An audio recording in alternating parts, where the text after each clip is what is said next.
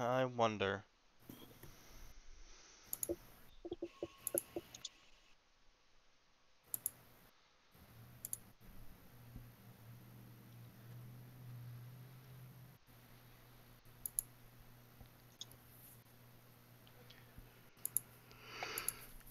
Hey,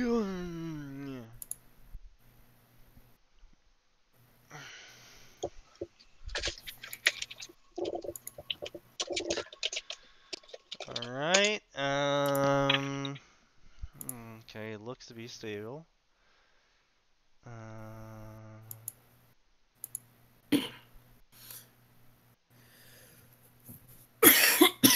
Oh good, I can do multiple instances. Awesome. Oh good, I can do multiple instances. Alright, audio and visuals seem to be a-okay. Both Stream and Twitch are in fact picking them up. Well then. Cool. Alright. Let's get this shit show on the road so I can go back to sniffling in peace. Indeed. Good joke, Atin. You will never sniffle in peace. Yeah, mostly because I'm about to send you guys the video file once I render it out. Oh, jeez. And Atin's got to judge it. For the time. Wait, what? Why am I judging? You said you did. You said you didn't like just the film grain. I said the film grain made it look like we were watching a bootlegged VHS. Yeah, and there's nothing wrong with that. So I decided to run with that idea of it being a bootleg. Oh boy. I'm running it with that idea. Anyway. Hello, everyone who's here. And everyone why you're who here, will be we're here. not sure. This is Fanfiction Mock Theater 9000. If you're here, you either clicked something you shouldn't have, or you wanted to be here.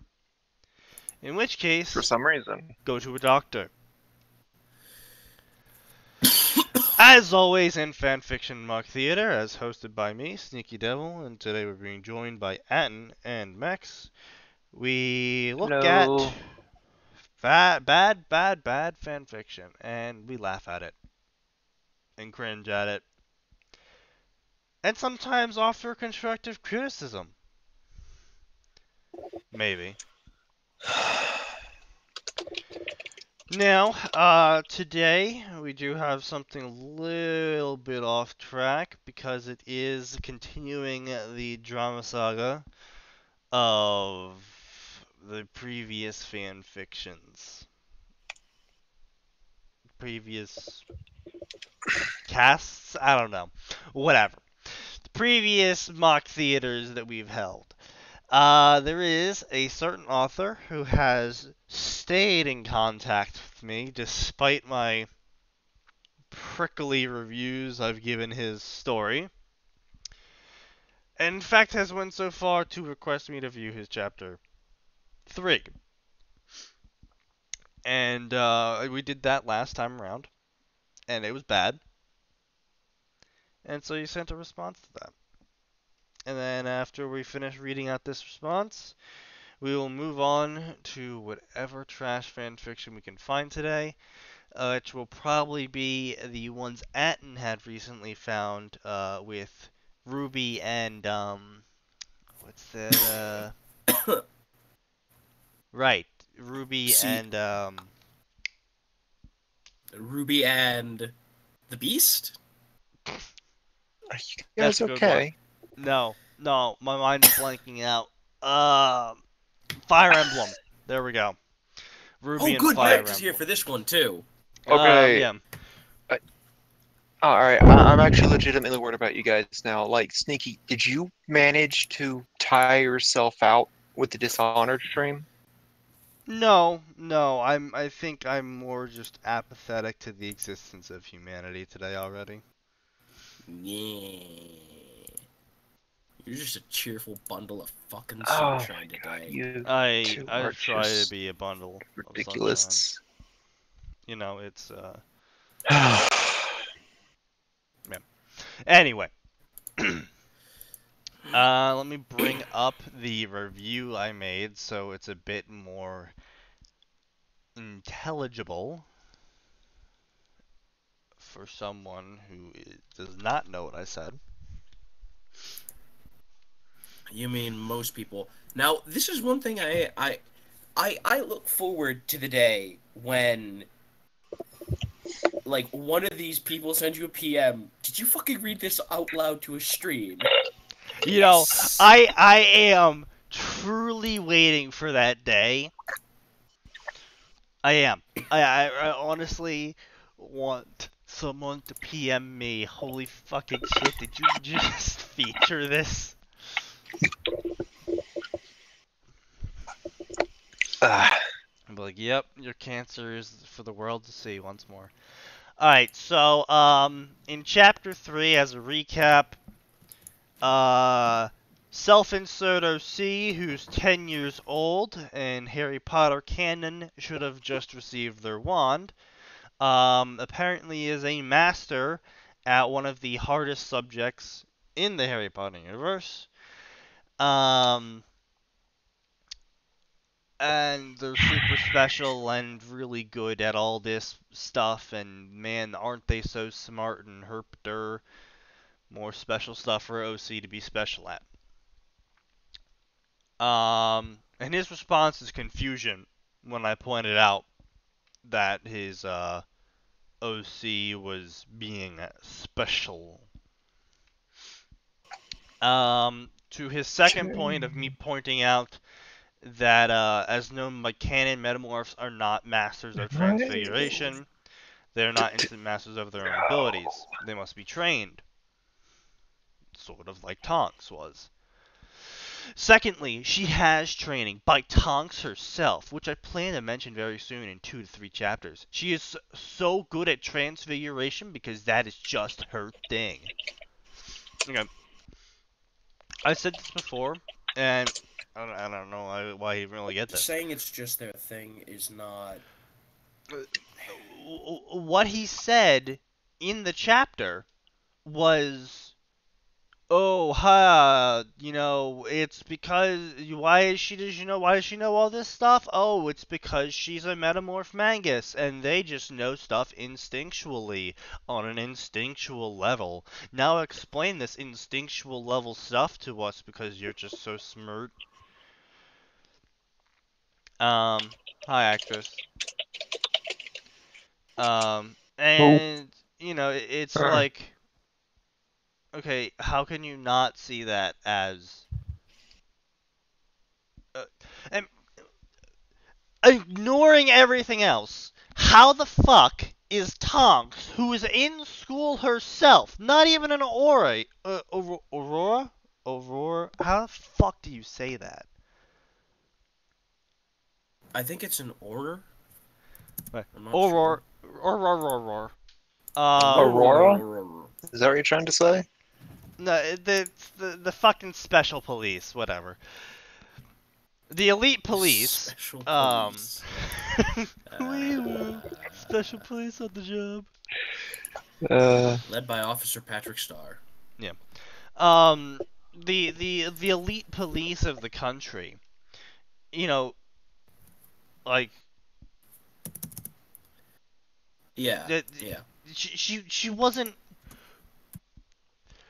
Based on their ages, she was in her last year when Harry Potter was in his first year, and ergo this OC was in their first year.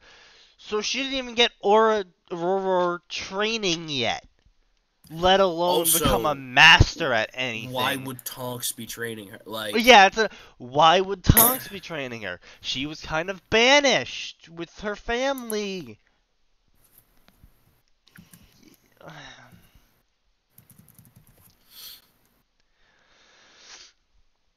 Yeah, so the author does bring up a good point, though. Well, they make a good point for me to segue, at least. If you're going to have Because they're claiming they're going to explain it later as Tonks having taught this person. Which, fine. Okay. You got a lot of explaining to do That's for that. great, But okay. except when you're doing a self-insert OC that's got all this training and all these abilities and it's just the center of the sun and is why the world spins, people are going to want an explanation now. The second you introduce a new ability or a new mastery of theirs or just a new skill of theirs, explain it right the fuck now, because from my perspective, I already don't want to be reading this, and you're just heaping shit on top of this character without even explaining why. So it's like, I want to read this character even less now. Like, they're already ridiculous.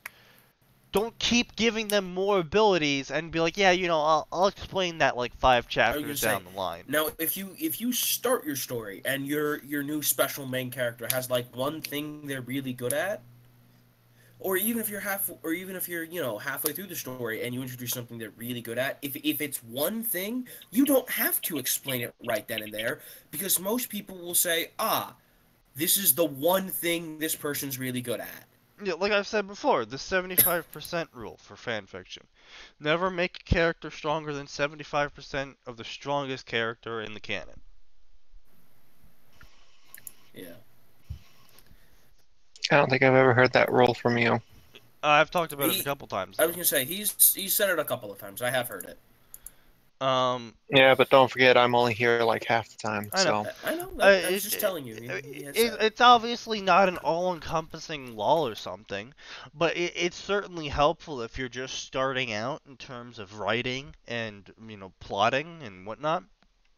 Just to help keep yourself in the mindset. Yeah, it'll help keep your characters within the realm of not breaking suspension of disbelief. I was gonna say feasibility, basically. Yeah. Whatever. So, I mean, I'm obviously gonna reply to that with that, but, thirdly, honestly, the majority of problems are due to the program I write with. Not much I can do about it, really, sorry. Which I said, some grammar and spelling here and there, caps lock words that should be italicized. Was he using fucking Notepad? I mean, if you're using Notepad, author, go get the OpenOffice program. OpenOffice is an amazing piece of software. It is as close to Microsoft Windows as they can legally get and avoid a lawsuit. It is almost indistinguishable.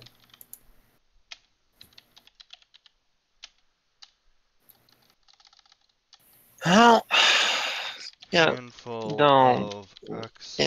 I'm curious what they're using to write this stuff with.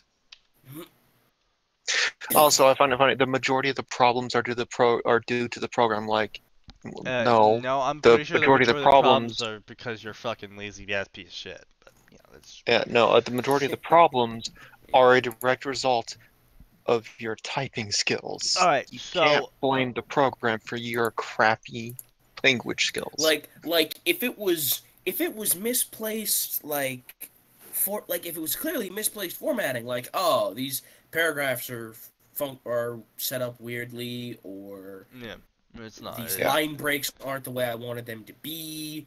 Sure, you can blame that on your program. Now, maybe you should, look into finding a different program. There's numerous, free things that you can, and clearly you have access to the internet because you're posting your stories. Yeah. So there's plenty of free things you can do on the internet. There's Google Docs. There's OpenOffice. Unless you're one of those, like, hardcore writers without a computer who's doing this off phone, in which case, immediately.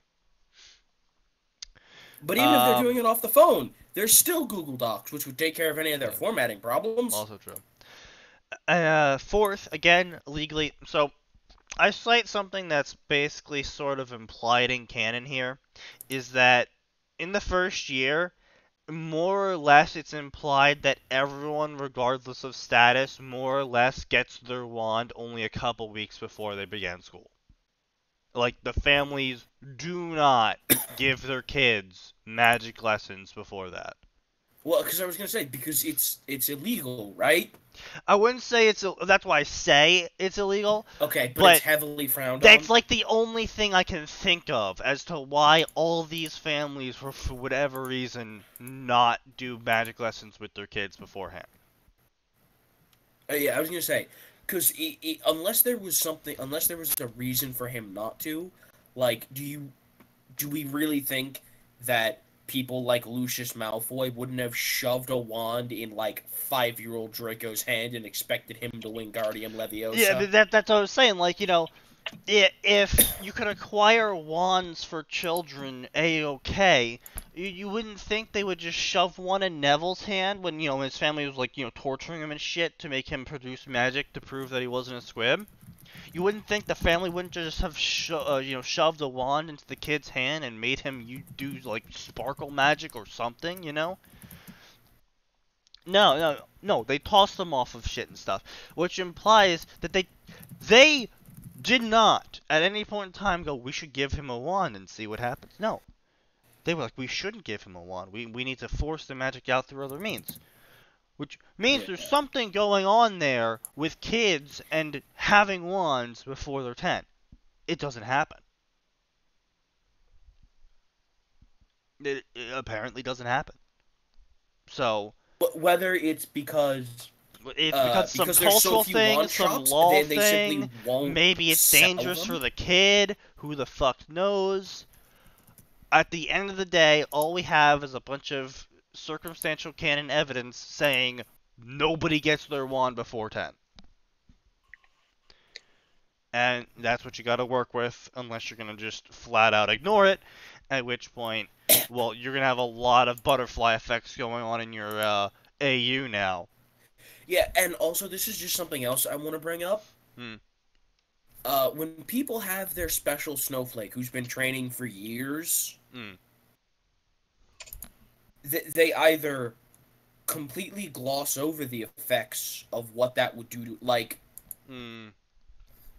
like if you take a child, because they're always like 16 or 17, so these people are masters, right? What do you mean? Because like whatever the special snowflake is, like for some reason they're person who's a master of the blade or master of magic or master of whatever they happen to be is like no more than 20 at most, right? I mean, yeah, typically it is. No, it's not even that. It's typically like, oh yeah, I'm a 14-year-old and I'm a master of, this dark magic or the fire or something, whatever. And it's like, oh, and I've been trained for so many years by such and such. While you could train a child to do that, you would massively stunt their growth in every other area. Yeah. Like, could you teach a child from like age 6? I'm saying 6 realistically because that's when they even become close to developing the fine motor skills Yeah. necessary. Like, let's just say swords. Could you Yeah. start teaching a child from age 6 how to become a sword master? Yes. Well, I mean, you could. Rome did it. The Greeks did Yes, it. you can, but Yeah, you they will massively stunted the growth. destroy Yeah. that child's growth in every other area. Yeah. Which is why they came up with the Plato's soldier, I believe it was called, or whatever. Where basically once the child gets old enough, they send him through intensive class after intensive class studying art, philosophy, and writing and Right, shit. but they wait till they're a certain age for that Yeah. because they're like, look, until they hit like 10 minimum, probably 12 is a better bet. Mm. They realistically can't handle that kind of intense battery of classes without it completely retarding growth in other areas. Yeah, exactly. But anyway, so point being, Xenon, what if we told you out of bursting out of the chat's insides? Yes, We indeed. can't have you killing our viewers. Stop killing our viewers, Xenon. Yeah, so basically, my point with this is at what point did you suddenly become a master at transfiguration?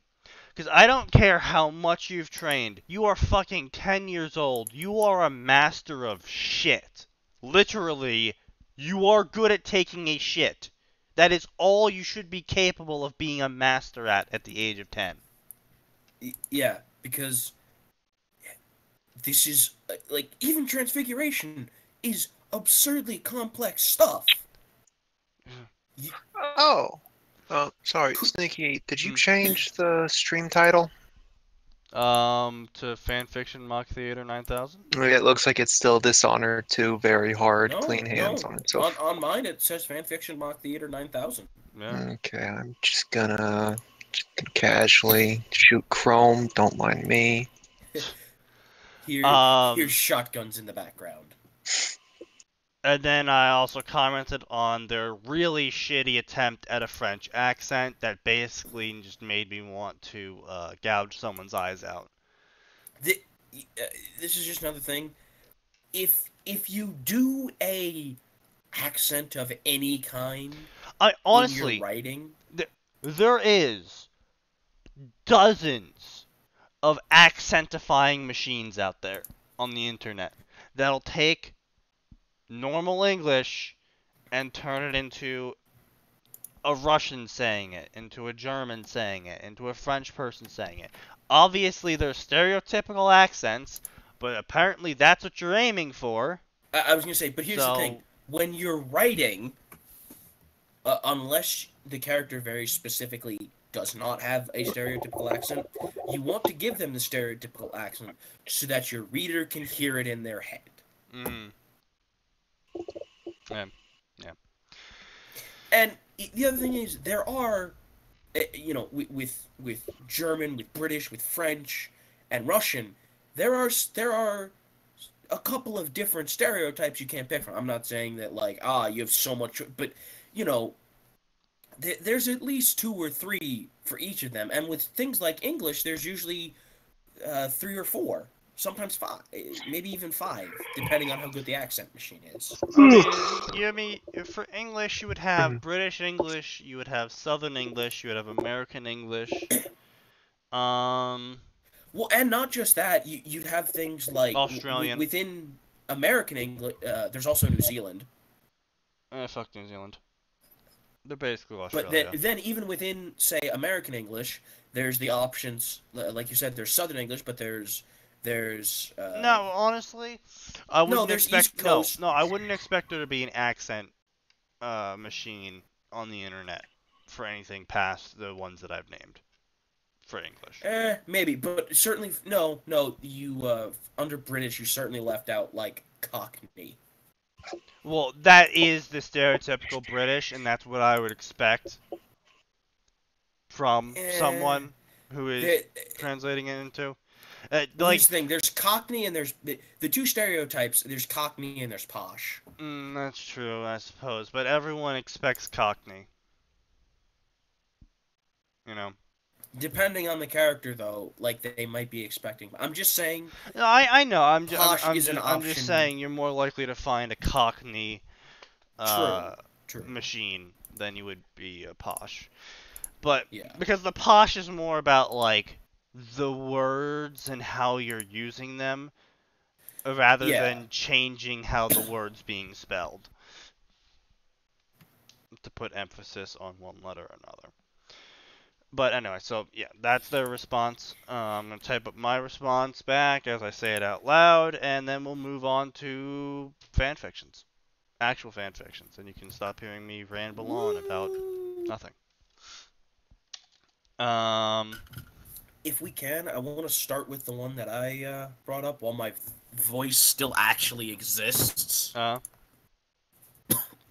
Because at the rate I'm coughing it up, I will lose my voice. Athena is insane, but Avila or not is a 12-year-old girl finally meeting the boy she's been told her entire life she would marry.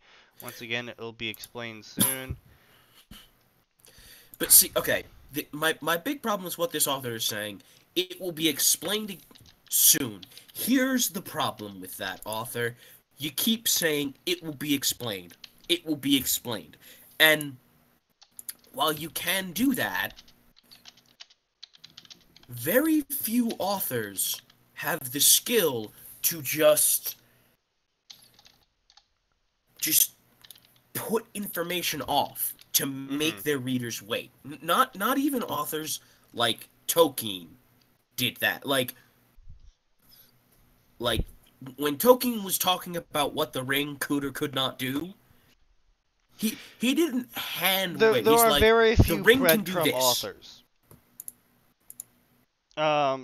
Scott from FNAF is actually a pretty good example of a breadcrumb author. Yes. Alright, just a firework. But they're very few and far in between because the setting for a breadcrumb author to shine in is very specific and does not lend itself well to the stream of thought most fanfiction authors usually try to do at first. Well, not even just stream of thought. It's very, very few circumstances in general. If anything, so when they claim Athena is insane, I'm telling them they're doing a very poor portrayal of insanity, and they're doing more of a chaotic stupid instead of a chaotic neutral in terms of acting. Also, insanity is a very general statement. Yeah. Insanity is not a thing. Yeah, insanity itself literally would be her trying the same thing over and over again, expecting the same result. Insanity in a general term, as used colloquially now, implies a lot of different things. It implies a vast array of things that could be wrong with someone. And they're writing it more like by the stereotype and the cutout than by what an actual person who someone would look at and go, you're insane, would act, you know? Like how people are like, people act chaotic stupid, which is the cardboard cutout of what people think chaotic neutral acts like. Oh, I'm gonna jump off this bridge, I'm so crazy! That's not crazy, that's stupid. Now, if someone's jumping off the bridge because voices in their head are telling them to do it, that's crazy. Yeah. Or if they're doing it because they think they can fly, or they think they can walk on water, or they think they can't die, or they think they can breathe underwater. That is insanity. No, it wouldn't even be insane. Like, if she was going to say that Athena is insane, right? For this story, for an example. Right. It would be more like, every single day she approaches Harry and spouts racist shit and doesn't understand why he rebukes her each time. That would be literally the definition of insanity. And that would be fantastic. By fantastic, I mean insofar as what they're doing, it would work great. It would be fine.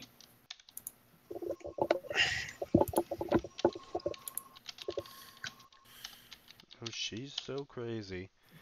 At the moment, you're more portraying a cardboard cutout of, oh, she's so Hey, crazy. Atin, Mm-hmm.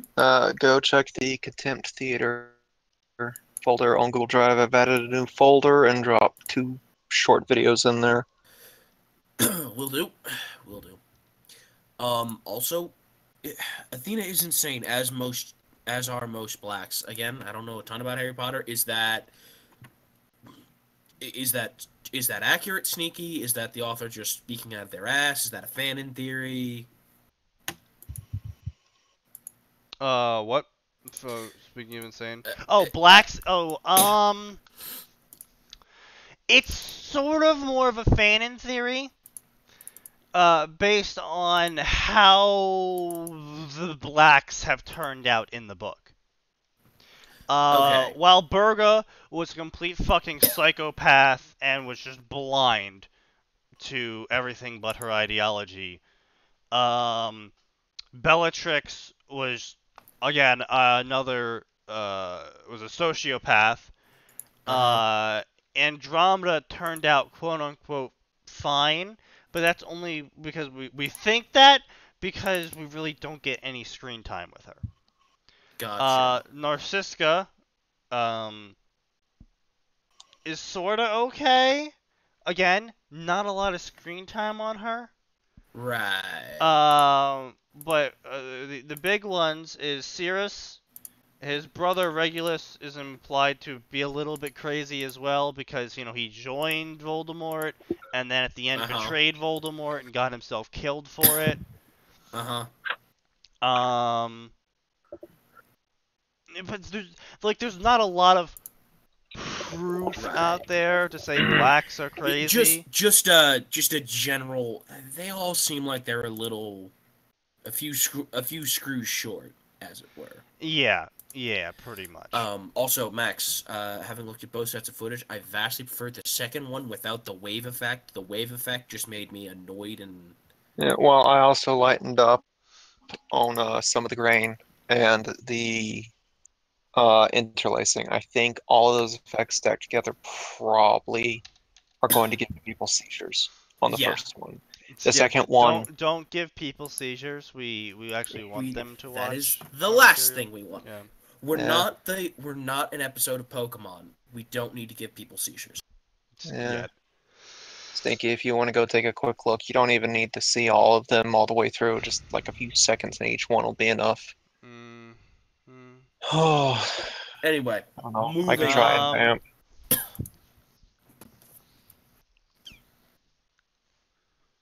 There's too much black space going on.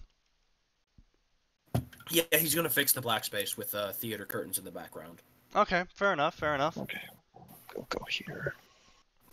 Should still remember a fair amount.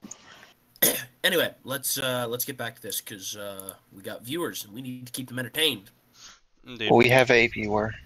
We have people. Oh, Snaky, when are you gonna mod me for your Twitch or Oh, what? I forgot how to do that. Yeah, that sounds about right.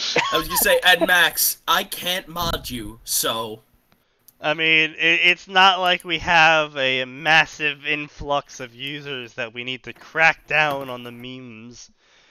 No, I was just curious. Yeah, it's Max, best part about having mod powers, for whatever reason, you possess the ability to ban the broadcaster from their own chat. yeah, I don't quite understand that part. Anyway, so what are the other things we need to touch on? Athena's insane, the word processor. Oh, God. If anything, No, I don't want to I bury the would widget. have recommended that you Ugh. look up Oh. a few mental disorders online and build their personality around that.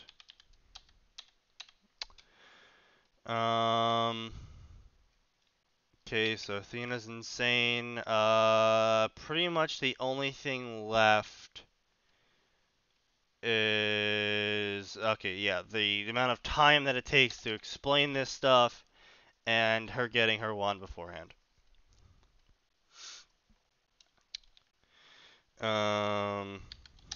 Early training.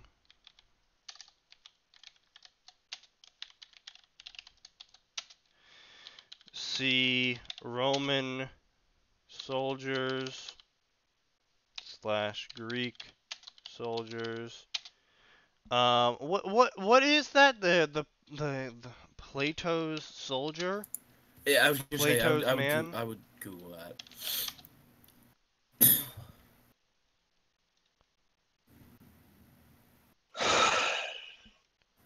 Um.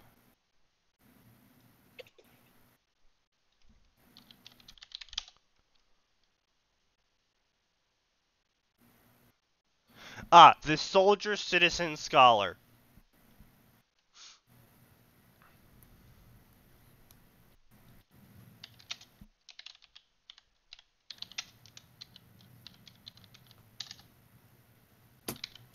Citizen.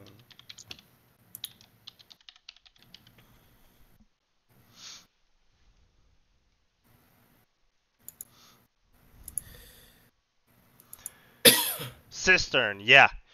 You nailed it, Grammarly. That's what I was gonna put in there. Cistern. I'm sorry, cistern.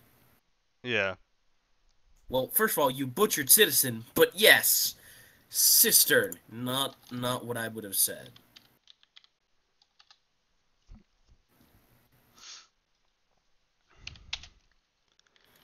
Training children to even an expert level in something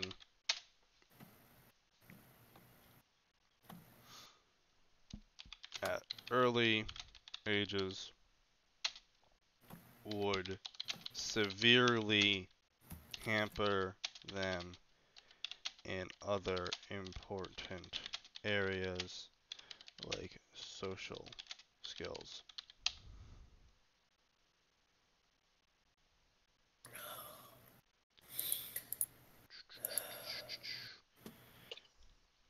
I think you are severely underestimating the amount of time it takes to be called even an expert in something. Which, that's 8,000 hours, by the way. Yep, 8,000 hours. To be called an expert in something, you must have 10 years or 8,000 hours in it. That is a significant amount of time. You do not, and no, sneaky. You're incorrect. It's not even 8,000. It's 10,000 hours to become an expert. Okay, it's 10,000 hours. Okay, then I was lied to. But still, that's even worse. Yeah, no, that's what I'm saying. It's even worse. Yeah. Well, because, hold on. How many hours are in a year? Quite a lot.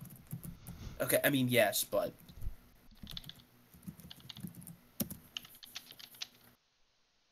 There are here's the thing. There are 8,760 hours in 1 year, meaning it is impossible to become an expert at something in 1 year. And that's if you spent literally, and that is even if you spent literally every single hour of a year, every single hour of a year doing that thing and only that thing to become an expert in it. I am reading an article about this right now. About 90 minutes per day for 20 years would net you, or obviously slide that scale around, 180 minutes per day for 10 years, etc., to become an expert in something. Now, obviously, people like to point out that that's not really a good... the 10,000 hour rule is not really a good standard, because you could do something for 10,000 hours and still be crap at it. This is true. However, it's the idea behind it. The amount of time that you would be working on it, that you would be focusing on it. It is assumed that after 10,000 hours of spending 10 years of working on something, you're going to be at least somewhat capable and proficient at explaining it and doing it. It's not a hard, fast rule and like, oh yes, you must have 10,000 hours and then you'll be an expert. It's more of a... what's implied as what you would gain in those 10,000 hours. Well, yeah, because, I mean, here's the thing. If someone has spent 10,000 hours learning to make websites, even if they're just learning by themselves and they're figuring it out from scratch... Yeah. that person is Even going if they're to crap. know, Even if they're even crap. if their websites look terrible and they're poorly laid out and they're completely anti-user friendly, that person will still know more about creating a website than someone Probably, who at hasn't least. done any of it. Probably. Again, there are caveats to that, Yeah. but the vast majority of people of the people that have spent time working on it will know Yeah, more than the just people by who sheer haven't. dint of amount of time put into something. But yeah, even leaving that aside, so this is a 10-year-old child. Now, realistically, they couldn't even start learning something until they're 5 or 6. I would say around that time, yeah. Because, I mean, that's like the earliest a kid can start learning something as important as reading. Yeah. Now, obviously, in order to teach this kid things like transfiguration, you're going to first need to teach them both basic and then probably up to at least a high school level reading. Well, I mean, yeah, not only that, it's more than just being able to read and learn about the concepts. You have to be able to understand the concepts. I And, know, like, I'm just saying. That requires a like, level of critical thought you're not really going to be finding in a 6-year-old. Right. But again, I'm just saying, in the hypotheticals. So Yeah. let's say you start as early as possible with this special little snowflake. You start with 5 because you think your kid is special. So you're going to spend at least the first year of their life forcing them to just read. And even then, they're not going to be an expert at reading. But they might have gotten to the point where they'll be able to understand these transfiguration books you want them to understand. So that by age 6, you can start giving them basic transfiguration primers to finish out their reading skill and start them on the path to learning transfiguration. Yeah, now, if they were even like, then after that, oh, she goes into class and she's like, oh, yes, I can do blank thing, and oh, yes, I know about this theory. But it's like, oh, she's just a prodigy in transfiguration, and she's read countless books about it and shit like that. But like, don't have it be like, oh yeah, I can do 7th level spells. Boom. Be like, oh yeah, I can do the first, year or 2 spells. I know that stuff. That's prodigy levels. That's realistic. If for a prodigy I was gonna say, who's got for the crying Black out Fortune loud, behind them. for even for crying out loud, I'm gonna kind of shift gears here, but let's look at Drizzt Do'Urden, the specialist snowflake to exist in the D&D universe. This is true facts, yes. Even when they were statting out Drizzt Do'Urden, they only gave him 3 levels in fighter because he only spent 3 years learning to be a fighter. Yeah. One of these specialist, most overpowered snowflakes to probably exist in written literature, and he's still, they're In only popular like, literature, I would say. yeah, popular literature, obviously, yes. Yeah, it's still fairly balanced overall, actually. Yeah, like, my point being that you cannot realistically, once you actually sit down and look at this, you cannot realistically tell me, even with a family as cruel and with as high as expectations and as much money as the Blacks, 10-year-old is not going to be an expert at transfiguration.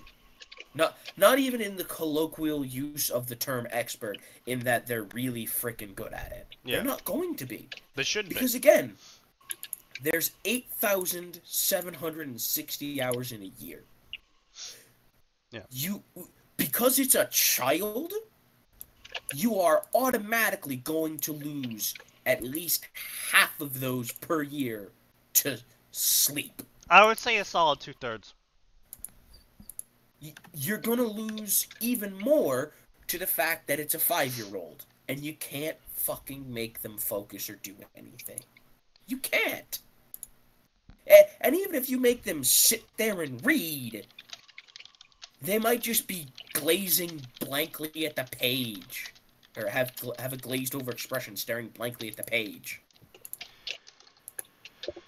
Anyway, So they do follow up with about the accent thing, about saying, oh yeah, well I made her wear a pendant so she would stop having accents and stop talking in other languages. I'm like, well then she shouldn't have been doing that in the first place then. If you're going to introduce something like her talking with an accent or her speaking in another language because that's what she learned when she was a kid, um, don't immediately then include a pendant or something making her speak normal English all the time. And I'm saying this not because like, oh, you can't have bilingual whatever. No, fuck it. I don't fucking care about that. My point with this is that if you're going to introduce a skill, don't immediately remove the skill from existence because you don't like writing it. yeah. If you don't like writing it, then don't have the skill be there in the first place. And if you don't want to write a character with an accent, just don't give them an accent. Yeah. You don't have to write the accent. What you do have to do is stay consistent, though. If you're going to have, character A, and you're going to say, oh, they have a heavy accent, but you're going to write them in normal English, you can't then have character D down the line start saying things with an accent. If people have accents, you either write everyone with an accent, or you write no one with an accent. Now, I was about to say there is one thing that is important to note. Children, I believe it's before the age of 15, they are not locked into an accent. Now, that's not to say after 15 people don't gain or lose accents dependent on where they are. They do, but as a general rule, if you spend the first 20 years of your life in England and then you move to America, that person will pretty much speak with an English accent for the rest of their life. Yeah, pretty much, yeah. Now, if they spend the next 40 years there and then they go back to England, yes, everyone will think that they're speaking with an accent because they'll have picked up a weird sort of semi-hybrid accent, but it will still be mostly English. Well, I mean, it really depends on how social the person is. This is actually this is a study. Is the more social people are, the more quickly they'll adopt or drop an accent. Basically, if you're the kind of person that goes out every night and hangs with people at the tavern, pub, bar, etc., or you're at the club, or you're with work friends going around the bowl or something, I don't fucking know, whatever. If you're doing this every night and you're hanging out with people, you're gonna pick up or drop the accent very quickly. But if you're like, okay, yeah, maybe I'll go out a couple times a month or something, you're more than likely to either keep the accent that you originally had, or slowly have, like as you said, a hybrid slowly just mash in there over time. Yeah. But now, like I was saying, if you have a kid who's under the age of 15 and you move them somewhere else, they will very quickly pick up the native way of speaking. Like it was always really funny. I had a friend growing up. His name was Chris Evans, and Chris had a lot of family in the South. And basically, was he also bullied as a kid in high school? Did he put newspaper in his show? No. No. Anyway. Captain America. Anyway. Character. Yes, I know. Anyway. And when summer started, his family basically immediately went down to the South to spend the entire summer. From what I could tell, the adults drank beer and ate barbecue, and the kids shot guns and ate barbecue. Very, very Southern. But he would always come back, and for the first 2 or 3 months out of the school year, he had the deepest Southern twang you've ever heard. Yeah. Well, I mean, It was something I actually noticed when I moved into Vermont, and then when I went back to my family when I wasn't in college. Uh-huh. I would definitely have a noticeable difference in inflection of how I say words when I was down, Inflection, not infliction. An infliction is something. You know what? Never mind. Just go. and how I'm talking with family and shit, than how I would be talking up in Vermont. Um, yeah, it was noticeable, you know. After a while, I was like, oh, I do. That's odd. But yeah, Yeah. just my little anecdote as I continue. Okay, so explaining things. Basically, when you have a character When with you wish upon a already a star. lot of power, you need to explain things very quickly whenever another ability or talent gets added to them because they can quickly leave the realm of believability. Alright. I think So that's good. timing, yeah, training, Athena being insane, word processor, accent. Yes. That should be about it. All right. Send message. Let's move on. Let's go. Let's go. Drown ourselves in some Fate Stay. Sorry, not Fate Stay. Fire Emblem. I, I was like, wait a minute. I thought we were doing Fire Emblem. I can switch gears to Fate Stay, but All right, Max. You paying attention?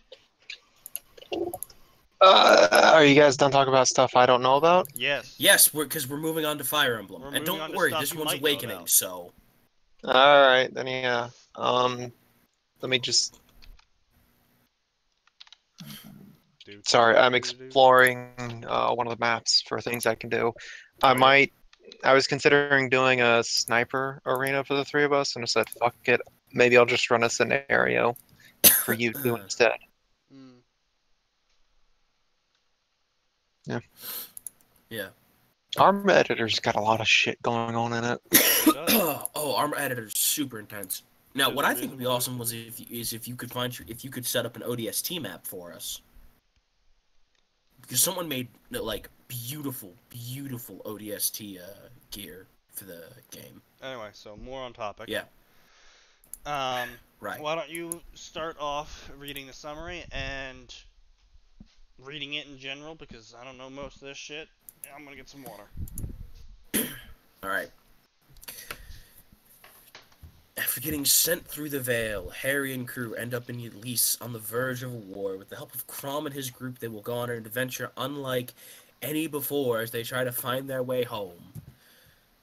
Okay, new story that would not leave me, so here it is, a Harry Potter Fire Emblem Awakening crossover. One thing, I'm not good at writing battles, so they will be short, including the opening battle of this story. Also, I am mixing aspects from both the book and the movie Order of the Phoenix in the first part. Anyway, I hope you will enjoy the new story and chapter. Harry Potter belongs to J.K. Rowling, Fire Emblem belongs to Nintendo. Now that we have that out of the way, instantly Sneaky, are you still here, or have you I'm still here. left your headset behind? I am still here. Okay. I was gonna say you can actually. I was gonna say I actually wanted you for the first part because this is it. Well, I guess it doesn't have much to do with it because it's pretty short. I need to take some Advil. I'll be right back. Oh, I'm still here, but I just have to. Yeah. Give us the amble my prophecy way and over. no one gets hurt, drawled the voice of Lucius Malfoy. This caused Harry to give a laugh. Will you just give you this and you'll let us skip off home?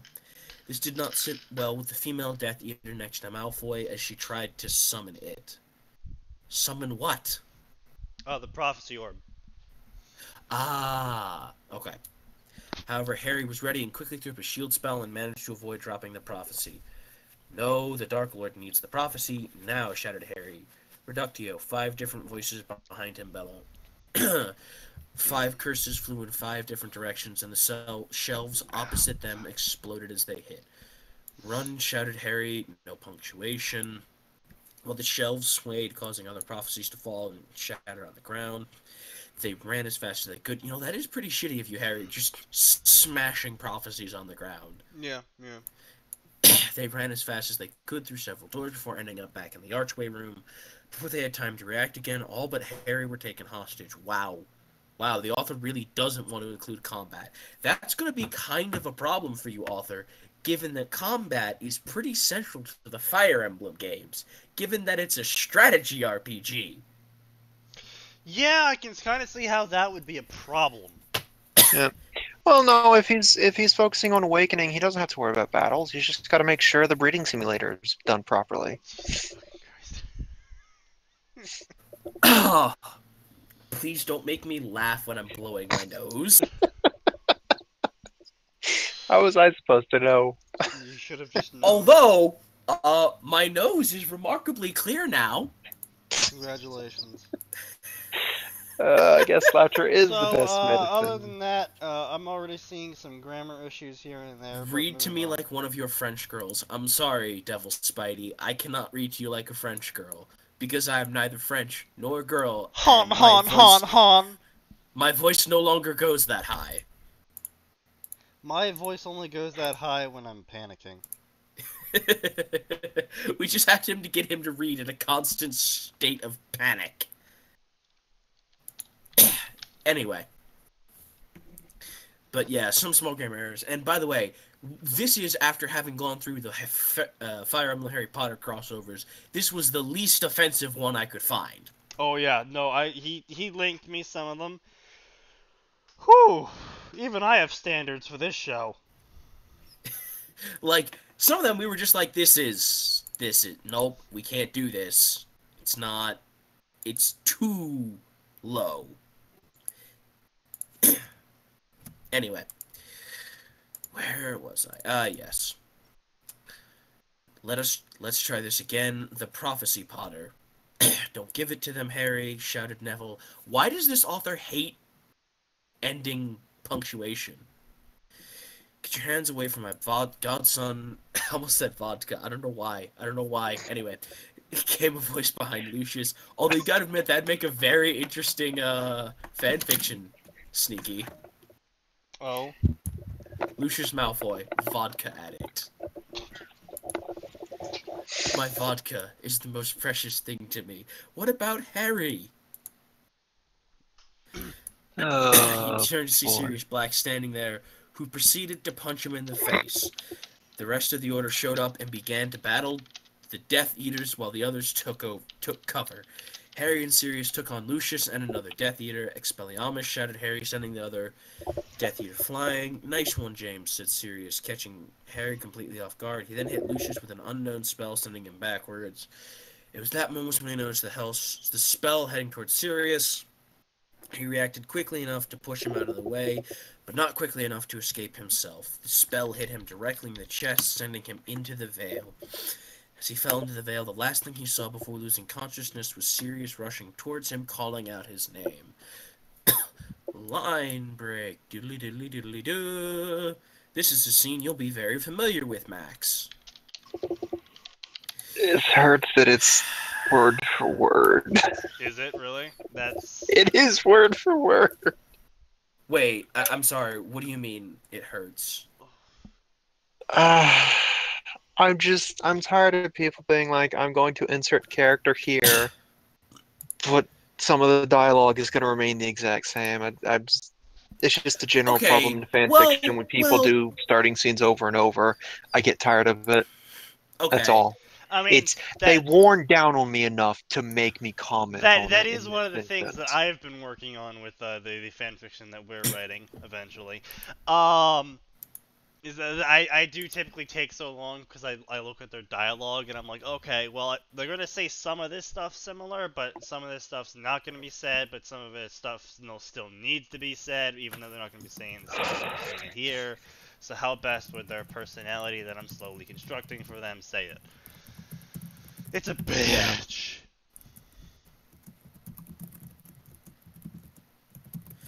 Oh my god. I'm sorry, the two jackasses in the salt mines are now arguing about art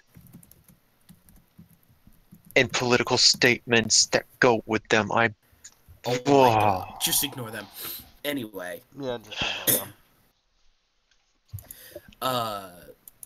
Now, look, I will say this, Max. I've brought it up before you. My problem with people rehashing the same fucking scenes. No, rehashing is fine, but do it. No. But what I mean is people like bringing the same scenes up. Now, I will say this: in terms of where to stick someone into Awakening, obviously they're gonna pick that scene. That's the perfect scene to insert a new character. What? Fuck that scene. I'd do it in Southtown. Double Spidey. Keep the Avatar unit in. You're just a new Shepherd, or blank character is new Shepherd. I'll explain it. We'll get there a bit later on. But I thought they were replacing the Shepherd. I thought they were replacing Robin. No. Robin's still here. What? Yeah. Robin is still here. In fact, Crom, we have to do something. What do you propose we do? I don't know, said the female voice with which he finally opened his eyes. See, this is making it sound like the female voice is forcibly opening his eyes.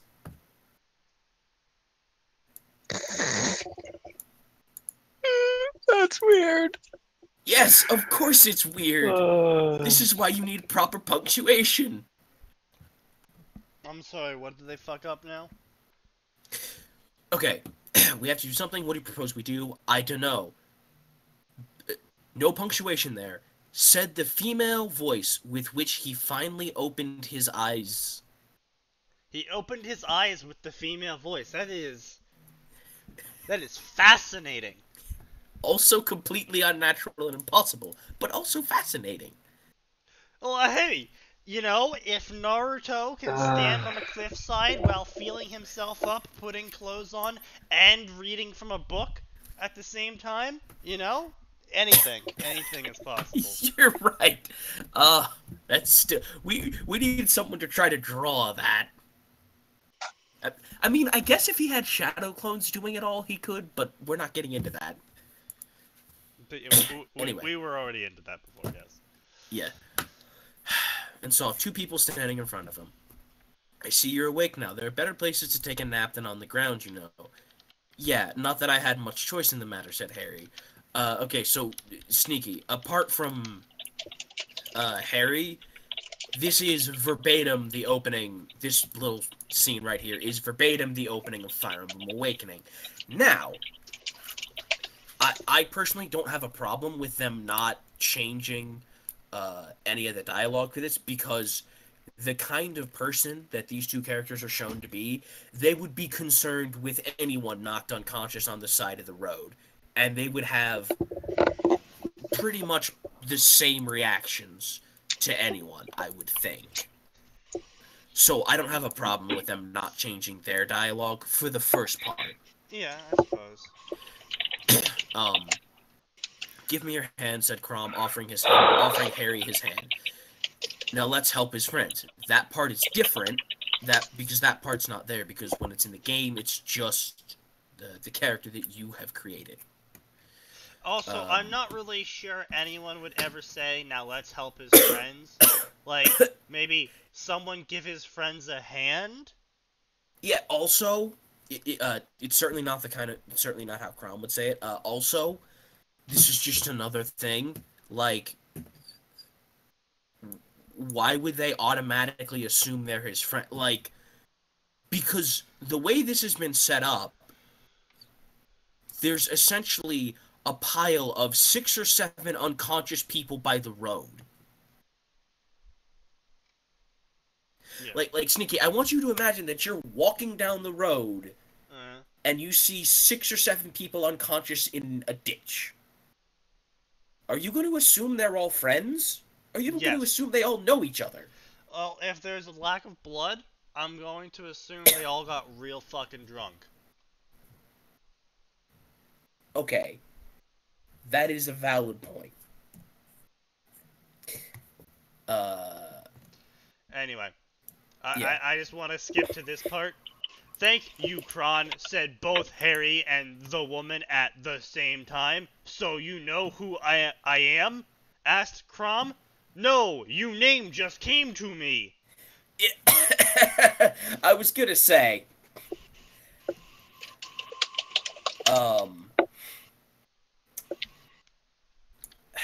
yeah, that just made me angry. I heard your name being mentioned as I was coming to, said Harry, silently hoping that Crom would believe him. I see. So what your names? I'm Harry Potter. I'm Hermione Granger, Ron Weasley, and Pipe Bomb. They did it in that order. I had to make that joke. Of course. Ginny Weasley, No, all Ron's of our little thoughts sister. went there. Ginny Weasley, Ron's little sister. Okay, correct me if I'm wrong, but I'm pretty sure Ginny would never introduce herself that way. Yeah, no, she would not introduce herself as Ron's little sister. That is, yeah. Like that would be the sort of introduction if someone already knew Ron, and you're like, I'm Ginny Weasley, you know, Ron's little sister. Oh, yes, hi. Yeah. But even if it was that way, like, Ginny would never... Yeah. Like... You know, I understand what you're saying. I'm just saying, like, even if she would say that sort of thing, it's not the place to say it. Yeah. Neville Verb Longbottom. plus name of person. Yes, you're right. This is very much the low-tier dialogue you would expect out of someone in 4th grade. I was going to say, you know what this makes me think of? It makes me think of the writing for Final Fantasy 13-3, where they literally took away Lightning's emotions so they could keep writing Lightning the exact same way they already had been. Completely dead inside. I have seen things. I've seen things I cannot unsee. Like the plot of that fucking game. Neville Longbottom, said Neville, which caused some laughter from Lisa and Crom. Okay, listen. Lisa and Crom would not laugh at someone's last name. Lisa, maybe. Crom would not. Crom is a prince. And as shitty as a job as he might do at that, he has been trained from birth and displays a proper royal bearing. Right, Max? I'm sorry. There's far worse butchering of the English language happening in another chat. There's a good chance you guys might see a headline for Southern Man beats friends to death with the source. Oh. After tomorrow. Beats friends to death with the source. I kid you not. Sneaky. Fucking source. Yesterday, one of them used the word hypocrisy to make a point because they thought the word was something it wasn't. I think, I'm not sure why, but they for some reason they decided hypocrisy is a good way to insult someone, even if that's not actually what the situation is. Oh my god. Anyway. And the other is completely redefining what the word prude means at the moment, for some reason.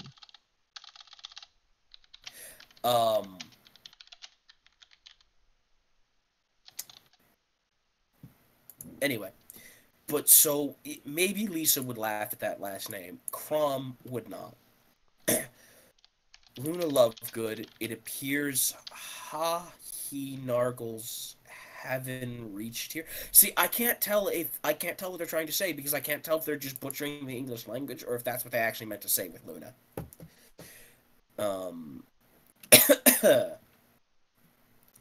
Luna, don't start that now, moaned Hermione. My name is... Oh no, you have amnesia? Asked Hermione. What? Okay, why would they immediately jump to amnesia? Like, did you just forget your name? Wait, who's even talking? Yeah, okay, so this is supposed to be Robin. Robin is the default name given to the player-created character in Awakening. Okay. Regardless of whether they are male or female, their name is Robin. What a load of Pegasus done. We're to believe you remember my lord's name, but not your own, demanded the man in armor. What man in armor? You haven't introduced a man in armor yet. You haven't mentioned a man in armor. Now, anyone who's played the game knows who you're talking about, but someone like Sneaky doesn't. He has no idea who this is, and it doesn't help the fact that you've never introduced this man in armor before.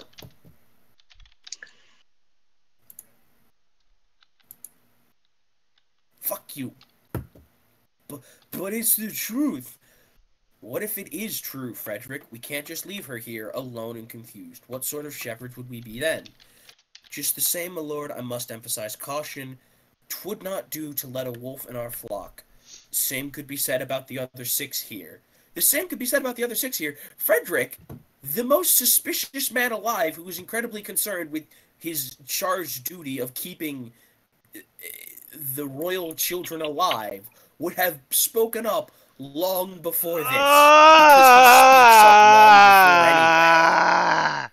I read ahead a bit. Oh god, why? Fucking, I hate people that do this. See, now if it's a good story... Okay, hold up. Let me get there. Let us You're about actually to get there. You're literally the next line. Okay, well, I guess there's no other way. I, Ronald Bilious Weasley, swear on my life and magic that my friends and I have no ill intentions towards Crumb or anyone in this group. So mote it be, said Ron. And then there was a flash of light. No, said Ron. Then there was a flash of light. They didn't even have an and. Fuck you, author. Okay, so this statement right here, the so mote it be, and the whole swear on my life and magic thing, both of those are fanon.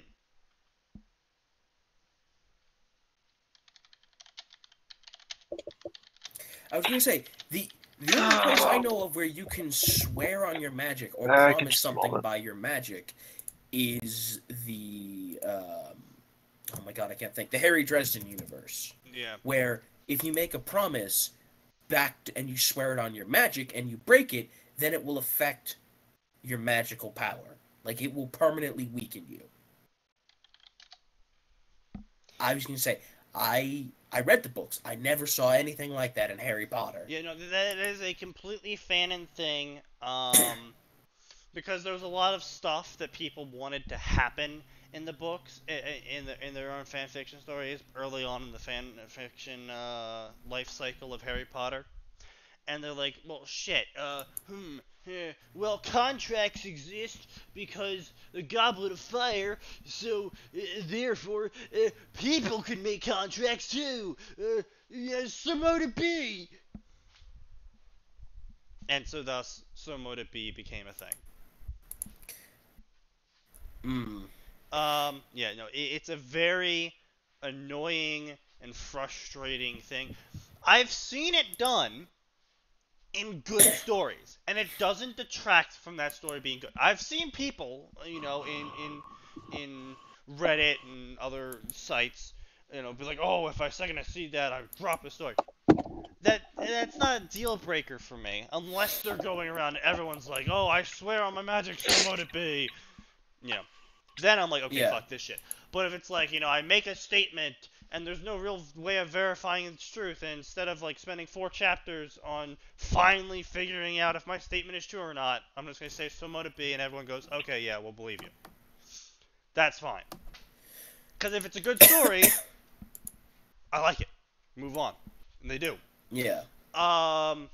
If it's a shit story, it's just like oil on the fire of the trash. It doesn't. I would have said more gasoline, but okay. Oil, gasoline, they both go boom. Your hopes keep on getting shattered, Devil Spidey. Yeah. Don't come into this stream with hope, buddy. Leave your hope at the door. What hope could he possibly have been coming into?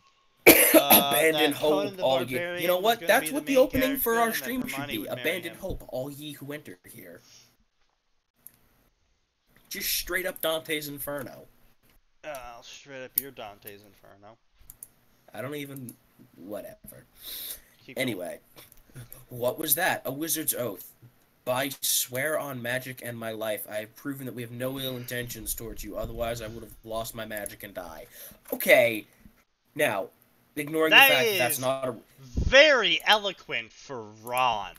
I was gonna say, there's multiple problems with this. First off, this is Ron talking. Second of all, ignoring the fact that such a thing does not exist in the Harry Potter universe, let's take a look at the fact that none of these people are known to them. Now, are Crumb and Lisa pretty trusting people? Yeah, you have to give them a pretty good reason to distrust you before they do. But Frederick is not. And, even all that aside, not a single one of those three people has any reason to believe anything Ron just said, because to top it all off, he's just claimed that he's a wizard. But Sneaky, do you want to know something? He's done magic that literally no one in their universe can do. Because the way magic works in Fire Emblem is, you have a book or a staff. And if you have a book, it does offensive magic. And if you have a staff, you can heal people or do like supporty type magic. And it's even more limited based on what book you have. Oh, this is a book for wind magic. This is a book for fire magic. Yeah, thank you, Atin. I'm gonna go make a new magic system with supporty type magic.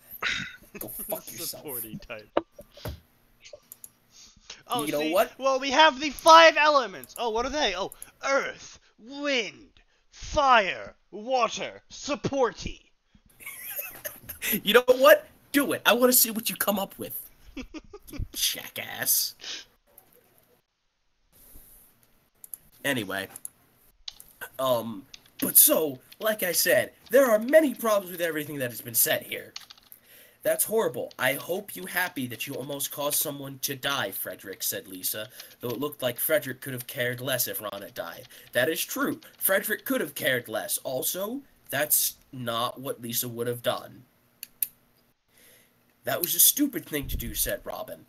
I mean, you can pretty much have Robin say whatever you want, because based on the way they had to write Robin in both, in order that anyone could fit in Robin's shoes, despite already having pre-made dialogue, Robin has the problem of having pretty much every personality by displaying little bits of every personality, so they don't have a defined one, so you can pretty much have Robin say whatever you want. Yeah. Robin is basically just a cardboard cutout of That you your are to personal insert design, You are to live and vicariously through. you push it around the field occasionally. Yeah. Um, You essentially wheel around a cardboard cutout at that people flop dramatically dead in front of. I do support Elite 40K's suggestion. There should be a 6th element, chilling, where everyone just chillaxes. You know what? That sounds like a great kind of magic. You know what? Everybody just take a step back. Let's break it down! Yeah. You're imagining things already? Good. Come back to us with it.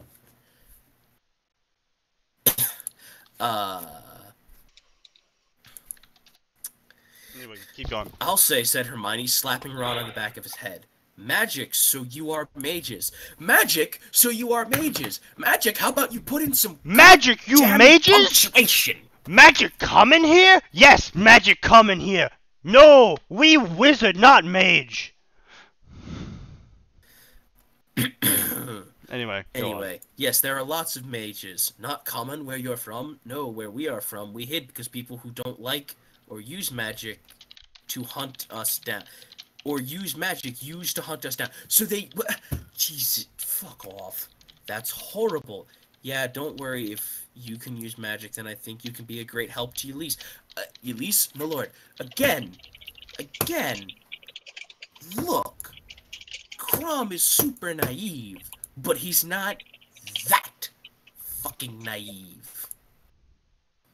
The only reason they helped Robin out as much as they did was because Robin is one lone person by themselves who appears to be an amnesiac that they feel sorry for. And the only reason they even start trusting Robin is because they get into a fight in the middle of a village and with a bunch of bandits, and Robin helps them out.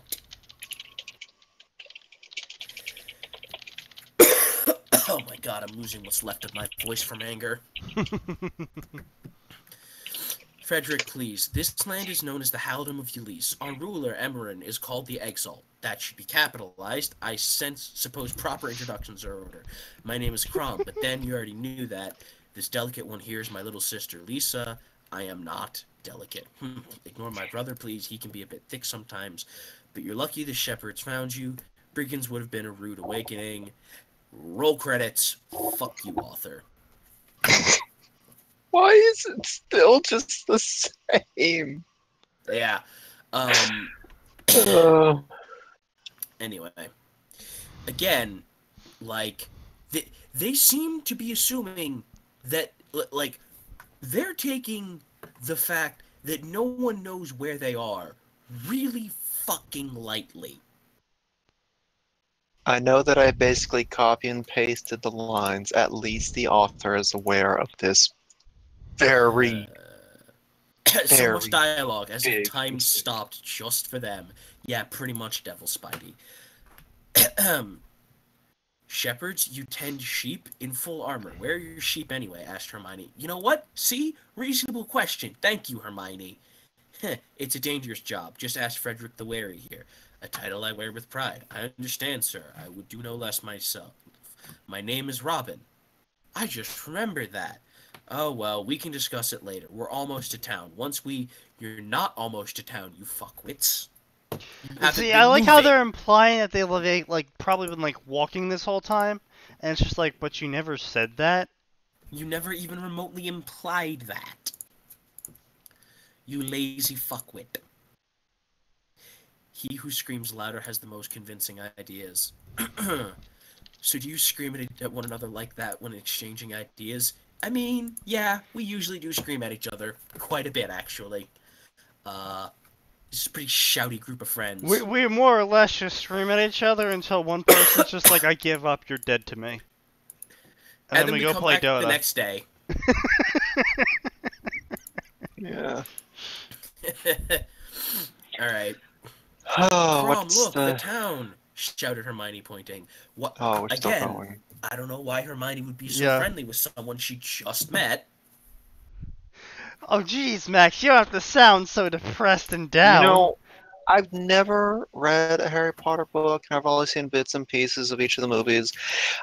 And I did see the part where Hermione first meets Harry and Ron. And she was an uppity little prick.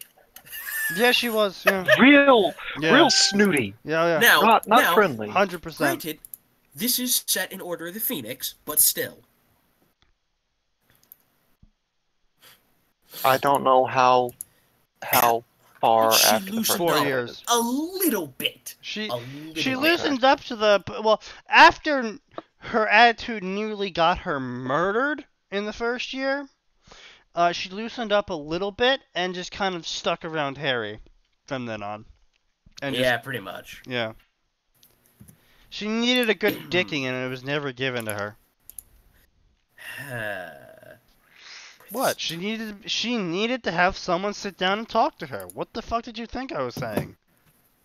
No, I was just sighing in agreement, like, I can't believe no one ever gave her the dicking she needed. Anyway. Oh, 1940s. Let's go. You're going to stay where you are, said Frederick. So if people die because of this, you wouldn't care? Fine. But I, for one, am going to help, said Harry before taking off. Alright, look, I get Harry has a hero complex out the wazoo, and that's Dumbledore's fault. He's not quite that stupid. He wouldn't go charging off by himself. He'd make sure his friends were following him at least. No, actually, he would make sure his friends weren't following him. You know what? That's a good point. But he hasn't done either of those things. Harry, that bloody idiot, said Guinea. You just have someone shouting Harry. You haven't specified... Harry! Who? Said unnamed person number 7.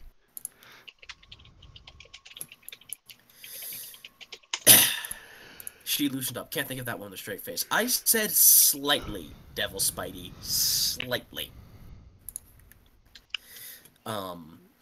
He's right, though. If we don't help, people will die, said Neville, starting after Harry. You don't know that. You don't know anything that's going on. You know that there's some smoke. For all you know, they're having a fucking feast and a bonfire in the middle of town. The biggest of the barbecues. No, but, like, they could just be having a bonfire in the center of town to celebrate something. Like, you have no idea what's going on. Or maybe it's a small fire and it's been handled by the local police department, local fire department.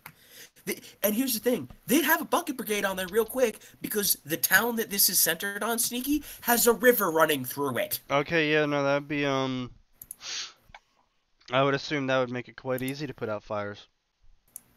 So it's not like the town's in danger of burning down. Yeah, that certainly would assist in the prevention of burning down. Now, in this case, people who've played the game know that it's brigands. It's people looting the town.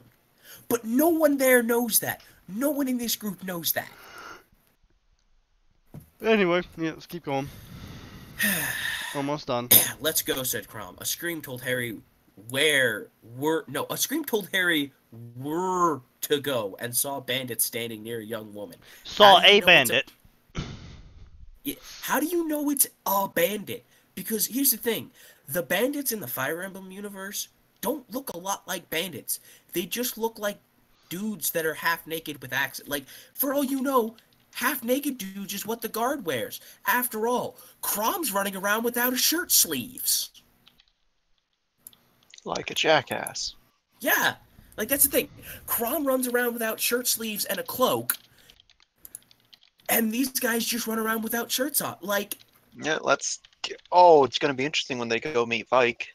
Oh, yes, it is. And that's the other thing. They all have helmets, and they all wear, like, all of their gear is colored red. So, sure, could you assume maybe red is bad? Yeah, but honestly, if you didn't know they were bad guys, you'd think, oh, shit, that looks like a uniform. Because they're all wearing the same thing. Yep. Now, granted, standing over a woman is probably not the best reference, but just immediately assuming it's a bad guy. Harry does a fair bit of assumptions in his time. I know Harry does, I'm just saying. Apparently someone's got a severe thunderstorm alert. Yeah? Yeah, it's in my area. Cindy, no one cares about you, you bitch. Get out of here. Ooh. Yeah, Tropical Storm Cindy has been raising some havoc here in the south. I run around the house half naked. Does that mean I'm a bandit? I mean, apparently, according to Fire Emblem, it does, Elite. You're a pants bandit. Well, no, hang on. Here's the important question. Are you waving any axes around? And we don't mean your dick. If you don't have a giant, woodcutter's axe, you're fine. Yeah. I don't know. A hatchet might count. Yeah. They do have throwing axes. Yeah. Stupefy, shouted Harry, stunning the bandit. Are you all right? Asked Harry. Yeah, said the maiden. Find a place to hide until it is over, said Harry. The maiden nodded before running. First of all, why did she go from young woman to maiden? Because she's in love with him. Second of all, harem time! You know what? I would be fine if that was the start of the harem. At least it would make some fucking sense. Also, I want to point out that Harry's running up and then using an action. I'm pretty sure he's violating the turn order. Anyway, Harry, shouted Neville. Over here, said Harry. That doesn't tell them anything. It's a completely unfamiliar fucking town. They have no idea where they are. You all right? Asked Neville. I'm fine, said Harry. Good, now let's regroup with the others, said Neville. Said. There you are. Don't go doing that again, said Lisa. Sorry, said Harry. Let's focus. If we take out the leaders, the others should surrender or leave, said Hermione. Good plan. I mean, yeah, it's a decent plan, except this is around the enemy map, meaning you had to beat up all the fucking bandits. Yep. Yay. However, getting to the leader... Jesus, is this over yet? I'm gonna lose my voice. However, Come on, getting baby, to the lose leader... my mind. Getting to the leader was going to be hard. It was going to be the hard part, as the bandits were in the way on all fronts. So they were going to have to get rid of them quick. Well, here's the thing. That's not going to be hard, because, Max, correct me if I'm wrong, there's like, what, 6 bandits on that map? I like how the author has just given up at this point and doesn't even include quotations around the dialogue. Yeah. But, Hang like, on. I was gonna say, there's like 6 bandits, and you're initially supposed to start with 4 combat-capable units. Yeah, Apparently the also, narrator's talking now. I'm a little bit worried about the internet. I look up Fire Emblem Awakening, I start typing in South, and What? Google's completes to South Africa. Apparently people are searching en masse for Fire Emblem Awakening prices in South Africa. I mean, it's a decent game. I'm so confused. Yeah. Anyway. Well, I mean, they gotta distract themselves from starving to death somehow. Oh, for God's sake, we're not bringing this up. Anyway. But like I said, it's got like 6 bandits plus a boss. And you have 4 combat-capable units, one of whom is the overpowered pre-promote. So, you've now thrown in 6 additional people, all of whom can use magic against bandits who have terrible magic resistance. It's not going to be hard at all. Yeah. Sorry, Devil Spidey. This is all just the first chapter. Yeah, this is the first chapter. Still with us, Robin? Yet no one's talking there. Huh, it's strange. Here on the battlefield, I can see things, replied Robin, which got everyone's attention. See things? Like what? The enemy's strength, their weaponry, the flow of battle. I must have studied this somewhere. Sneaky, I wish I could say this was lazy-ass writing on the author's part. That's verbatim from the game. Lovely, Japan. It was lazy-ass writing on Japan's part. It doesn't excuse the author keeping the lazy-ass writing, but... So you're saying you can size up the enemy at a glance? That could be useful, said Hermione. We're close enough. Now it's time to attack, said Crom, as he, Frederick, and Harry faced down the bandit leader. Why the fuck is Robin not in this? Or any of them? With a well-placed stunner and a strike from... What? A strike from what? Was... I didn't know the English language was getting involved in the combat now. Hey, Max, what kind of stats do you think the English language has? Do you think it's physical or magical-based attack? Clearly it's mental. It would probably be magical. Like, it'd be that forbidden tome that they don't want to tell you about because it makes the user go crazy as well. Like, here's the thing. If you use the tome, you're going to win. Okay, listen. Opposing army, you're going to beat the entire army with just 1 man. Downside, you're going to also lose half of your guys that just happen to be in proximity. So what I'm hearing is we should give it to Gangrel.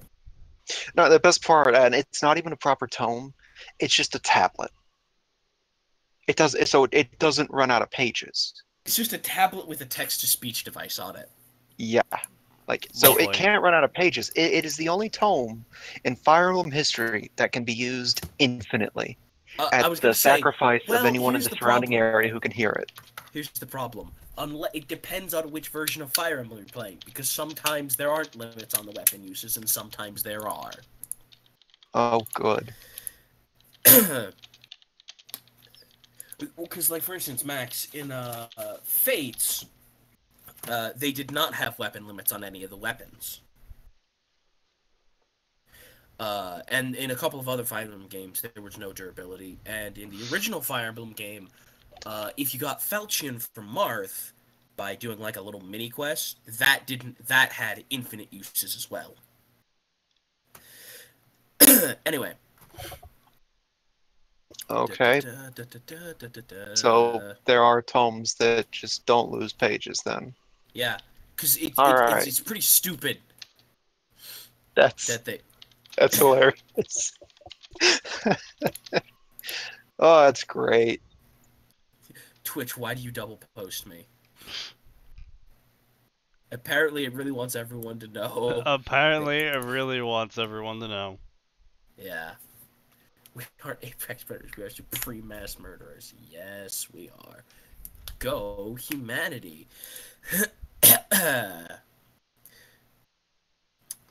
With a well-placed stunner and a strike from a strike from blank was all it took to finally end the bandit leader reign of terror. Well, that's the end of that. Is anyone hurt? It would be foolish to leave a wound untreated. We're fine, said Harry, not capitalized, with the rest of his group nodding their heads. Lucky for the town, we were close by.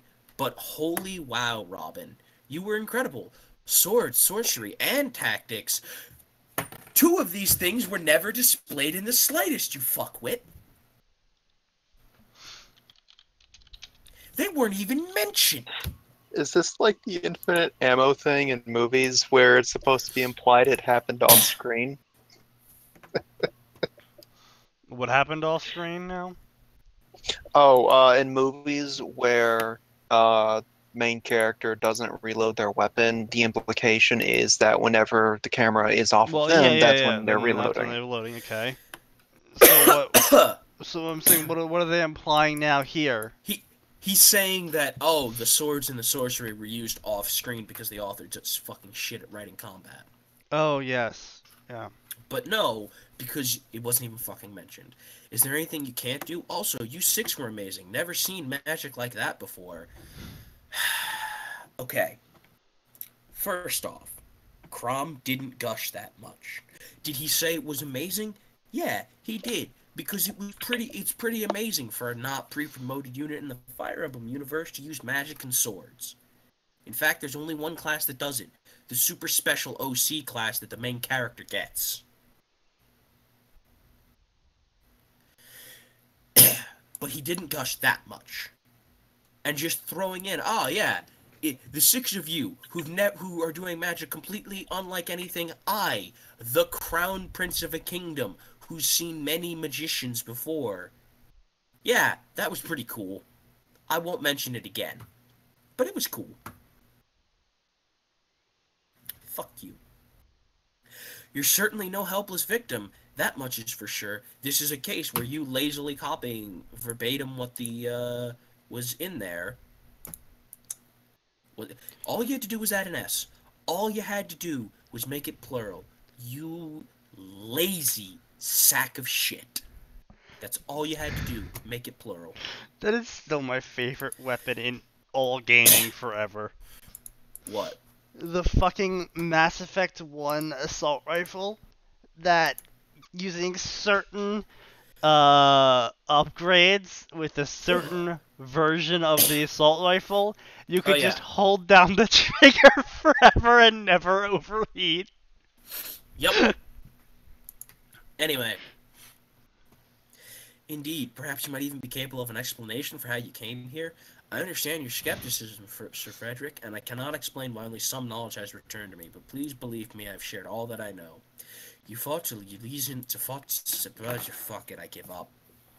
You fought to save Elysian lives. My heart's alright, so blah blah blah, it's just more fucking copy-paste shit, more grammar errors, more he said, she said shit, blah-de-blah-de-blah. Whoa. Author's note at the end. First chapter down, and I have to say the first bit was a pain in the ass to write. How to make it seem good without basically copying the thing. Well, that's not much of a fucking problem, given that that's all you did. Alright, so we're gonna close out today. I hope I did alright. If not, oh well. For Fire Emblem Awakening, I know that I basically copy and pasted the line. I will make sure that doesn't happen in all the chapters after this one. As for the others being there, almost all Vale is alternate world thing I have read is where he goes solo, so I've decided The main six will enjoy an adventure together in this story. Main pairings have already been decided. As for me to know and you to find out and guess, the only hint I will give is that none of the pairings are canon. I will try and update as soon as possible, but like all my other stories, I make no promises. Good. The less you update this steaming pile of shit, and I can only assume your other stories are steaming piles of shit, the better for this fucking website. I shall inflict upon you people the same horrors that I must witness. Apollyon's final wish! Ruby times For Honor! You just like changing fates again. Why? Fuck! How did you... Who thought this? Oh, At no, her no, defeat Max? to the Orochi, as her fall to the ground saying her last words, she lay there making one more wish. War! In another world, Ruby Rose, a chill girl with a love for her weapon and any other, get lurched in forest full of grim as part of her training. She doesn't expect to find anything but It's grim. okay, Spidey. But Cats are today just fine. was a special day. Apollonion's wish. Apollyon. Apollonion's! Anyway. Who in the by blue way, fucking hell does this? That is a good question. I want to point out that, oh, and by the way, Devil Spidey, it's okay. Caps are okay when you're upset and everyone else is upset. We're fine with that. Times like this, caps are perfectly acceptable. I do want to say, I went through the For Honor Ruby crossovers. This was one of the less offensive ones. So, One of the less offensive ones. okay, so we got 3 reviews, right? So before I even let you see the story, we got 3 reviews. I like this story. Keep it up. Knights for the win. It spelled poleaxe for the future. A good overall, though. Looks good overall. Are you okay, Sneaky? No. I must inject humor into this shit. Dude, Leave me this doesn't alone. need any. My favorite game mixed with Ruby. This will be great if you can pull off of mixing the skill of For Honor with the raw power of Ruby. And Devil Spidey, yeah, I do want to point out, Ruby is in fact purposefully misspelled, and it is a weird anime name. Yeah, it is quite a weird, yeah. Okay, no, fail Honor. For Honor is an okay fighting game. Honestly, For Honor's biggest negative is its peer-to-peer connections. Which Which is a again, stupid idea. I would Yeah, have like- played For Honor way more if Yeah, it didn't have peer-to-peer. P2P connection is fine in a fighting game that is one-on-one based. So the dueling, one-on-one dueling in For Honor, fantastic connections. It's everything else that's the problem. Free-for-alls, team fights. What OP it's not a good idea, characters? I don't know what you're talking about. I play the Valkyrie just fine. Anyway. Sure spams a lot. Move on. Apollyon drops her weapon, covered in blood of her own. Her armor filled with deep cuts, cut like a hot knife through bread. A hot knife through bread, really? So it's toast? Her armor's been toasted. A hot knife through bread.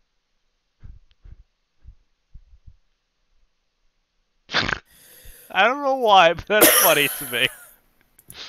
It's funny to me because I'm dying inside. She stumbles, grabs a stone fence.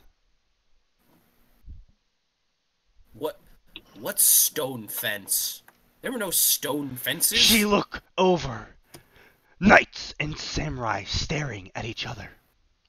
She could not see their eyes, but she knew that wanted to fight.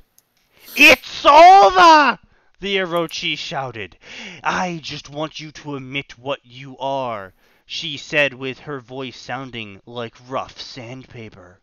"All of you." She slumped on the stone fence, her wounds now clear as the sky. Her I'm pretty skin sure they would have been clear showing before. too, pale even through the blood. "My wolves," her final words, before she hit the floor, but as she did so, her armor clacking. No. then As she stopping. hit, so did her armor, clacking then stopping. I'm pretty sure that if she's wearing armor, you've told us she's wearing armor, and you've told us the body's hit the floor. I don't think you need to tell us that the armor's hit the floor. No, you see, what actually happened was is she hit the floor, and then her armor fell on top of her because she phased through it. Oh.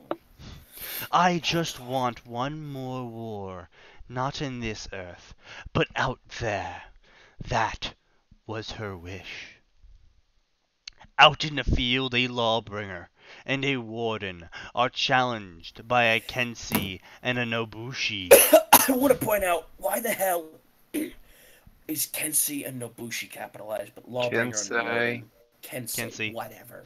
Kenshi and The Nobushi LB! capitalized. Oh my fucking god. No. They shortened Lawbringer because they're a lazy bastard. I know. And points to the Kenshi. The warden understands. Under the stands. And moves towards the Nobushi. LB takes his stance, waiting. The Kenshi leaps forward, going for a top light. I was waiting for you to get to this part. LB is quick. He had fought Kenshi before. Tink, he blocks it. The Kenshi stumbles back. Tink, he blocks it. I have never heard. Tink! You've made something as amazing and visceral as the combat in For Honor. Tink! Oh no, wait. He does the sound effect again. In just a few sentences. I know. LB quickly shoves the Kenshi, spins, and lands a light right. The Kenshi then backs up, and then he dashed to the side, attempting other light. This one got Attempting him. other light? I'm sorry, that sounds like a shitty anime attack.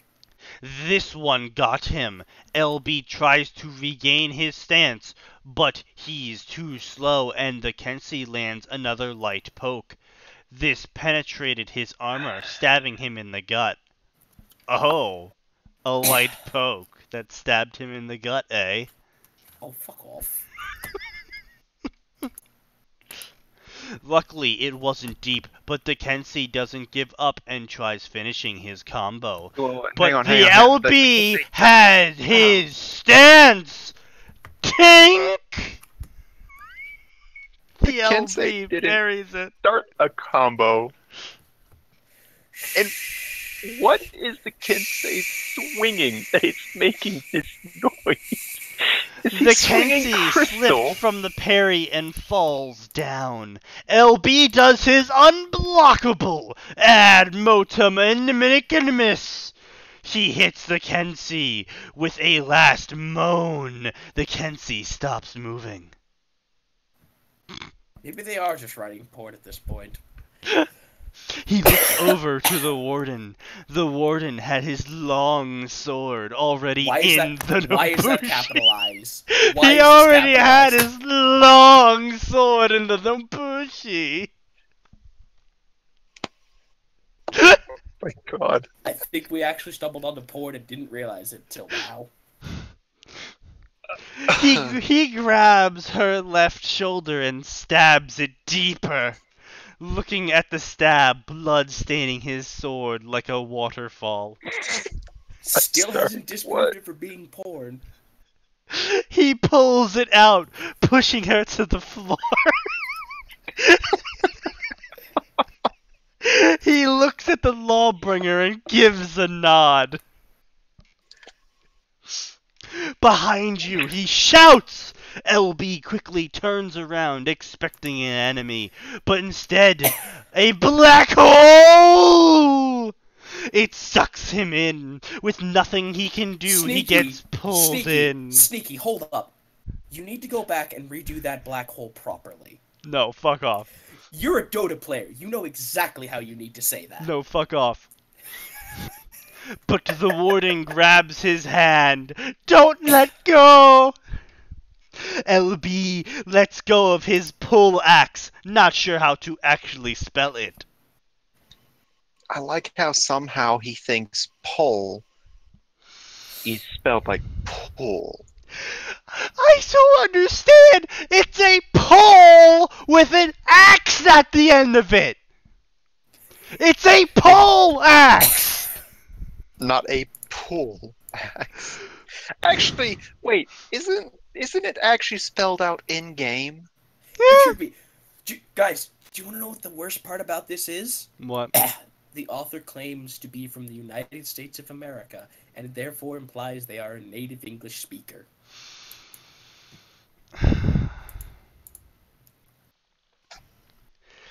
To get more grip on the warden's hand, then his hope of getting was lost. The Kensi. His hope of getting was lost?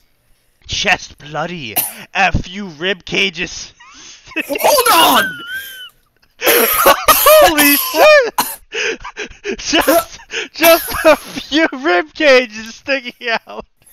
A few rib cages? When What did the this fuck become is- Lovecraft? Some sort of fucking abomination. Just got a couple rib cages sticking out.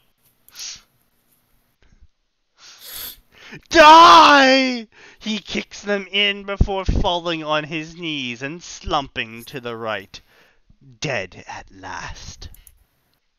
Oh, So, God. you guys should look at the profile. I did. It made me angry. Okay, I'm gonna go look at the profile now.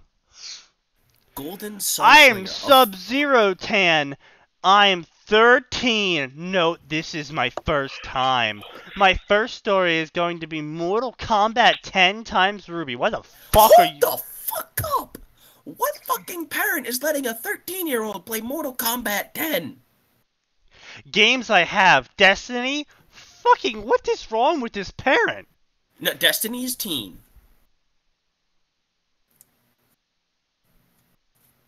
Yeah, they're 13 now, Atin. I'm Okay, just no, saying. they updated. Okay, no, they updated back in 2015. Okay. No, they joined in No, 2015. profile updated August 13th, 2015. Yeah, joined August 12th, Yeah. 2015. That's what I'm saying though. Is they wrote they were 13 2 years ago. Yeah. So wait, how old is Destiny? They should be 15 and just... Destiny's hitting 3 years old, ain't it? This year? So 3 yeah, or 4? they Yeah, bought their 3. 12-year-old Destiny. They bought their Now- 12-year-old Destiny, War Thunder, Warframe, Battlefield 4, Mortal Kombat 10. They're War fucking Thunder 12-year-old. War Thunder would be fine. MKX way too bloody for that stuff. I was gonna say Destiny's actually pretty Warframe- much fine. Like, there's nothing. Favorite anime: Evangelion, Girls and Panzers. Many things. Burn this witch at the stake. Welcome to the parenting 21st. Yeah, Listen, exactly. I know, Seek right? Devil Spidey. This is why we need to destroy the world now. Take the black pill. Destroy the world now. Oh Yeah, boy. Oh fucking boy.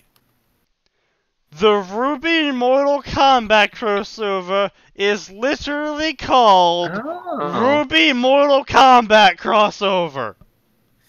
Oh, by the way, Destiny is rated T for teen, apparently. Yeah, I said it was T.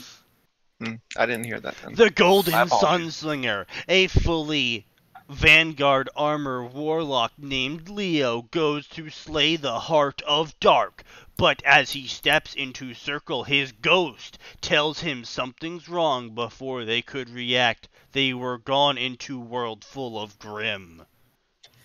Okay, first of all, a fully Vanguard armor warlock. Like, first of all, there's no reason for you to capitalize fully. Second of all, Vanguard armor, that just means he has shit gear. He doesn't even have an exotic equipped. This means that's a shittily geared warlock. There's nothing impressive about that. This is the Ruby Mortal Kombat. No, A blue no, we're ninja done. walks, leaving frozen footstep behind. He stops only to see yellow ninja. Murder, said the yellow ninja. I have done nothing to you, replied Blue Ninja. You killed my family, my clan. The Shirai Ryu gone because of you, shouted the yellow ninja. Flashback! By Han Kai Luang, you two share the same blood, said an elder. Why can't we go back? Asked Kwai. Because a clan named the Shirai Ryu killed your families. End of flashback. Please stop. I want to get out of here. End the stream. We have 5 minutes left. Enjoy this don't. wild ride. No. Oh, no, we can't have finish nothing the left. stream, and it's just not allowed. Prepare to rejoin your clan, Kwai Luang replied. Kwai Luang, aka Sub-Zero, charges to the white ninja. The ninja also charges. Sub-Zero goes for a punch, but fails and is kicked in the chest.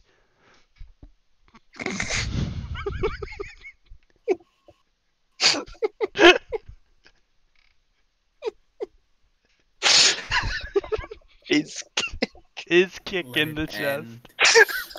Please let it end. First of all, why is there- Sub-Zero then throws a punch, which is blocked. Sub-Zero sees the punch the ninja is going to make. He uses his ice clone and freezes the ninja. Then grabs him and throws him into a tree. But it was not enough to break the tree. So Sub-Zero kicked the ninja and the tree broke in half. Can we stop for a moment? What? I like that Sub-Zero's whole reason for throwing him at the tree was to Because fuck break that the tree. Yeah. And because this tree's still not broken, I gotta keep kicking you against it until it breaks. Yeah. I want to say, Yeah. Oh. I want to point out, first of all, Yeah. don't forget to leave a review on the piece of garbage Ruby for Honor crossover. Oh, I did. Oh god, I need to go look at that. I said please save. Of course you did. I would point out that's from the start of this month. This piece of fucking shit. Yep. The tree did block the sun.